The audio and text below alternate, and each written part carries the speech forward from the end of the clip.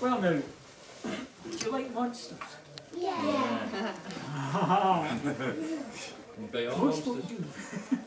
Now, have you heard of the Echushki, the water horse? Oh yeah. And what do you know about the Echushki? He starts off in an egg, and then he cracks out the egg, and then he gets bigger and bigger, and then the boy looks after him, and then he has to put him, and then when he gets bigger and bigger, he has to put him in the sea. Oh, I see. Well, that's not quite the kind of thing. The Echushki I'm talking about is the water horse. And it was a huge, big horse, bigger than the biggest cart horse you've ever seen. And when it blew out its nostrils, it was steam that came out of them. And people were very afraid of the Echushki. Now, there was an Echushki, and this Echushki lived down in Armagh, in a loch near Salem. It's called Loch Nadunach, which is the loch of misery or misfortune or suffering. And this is how it got its name.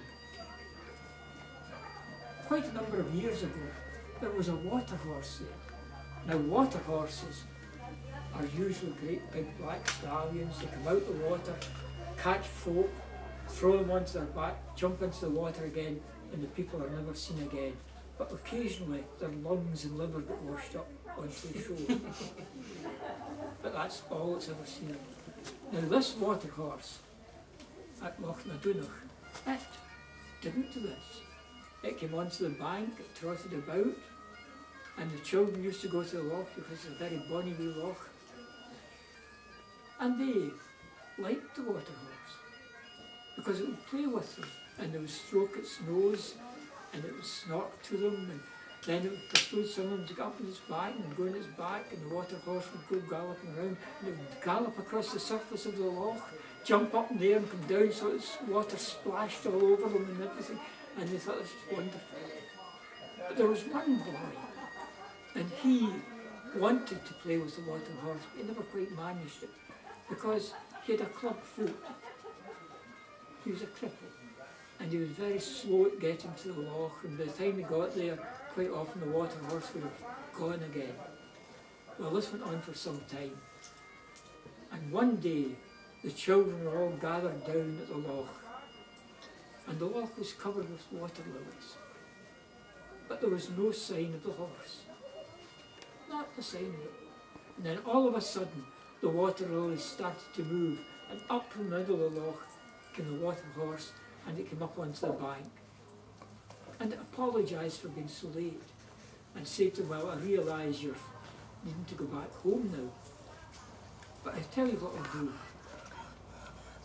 I'll take you all on my back at once, the whole lot of you on my back at once. That'll be good fun. And they looked at the water horse, and although it was a great big horse, they thought, well, we all got on.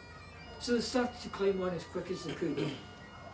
And the water horse seemed to grow, its back seemed to spread to let them all get on. But the boy with the crippled foot, he was still too slow to get on. And when all the other children were on, the water horse went galloping across the surface of the loch. And at the very middle of the loch, it suddenly leapt in the air, so high you could see over the hills to Loch Creepastil on the other side. And it came back down, splash into the centre of the loch, and the water went flying up all over the place. But the Echushki didn't come back up. It went down, down, down into the great depths of the loch with all the children in its back, except the boy with the crippled foot.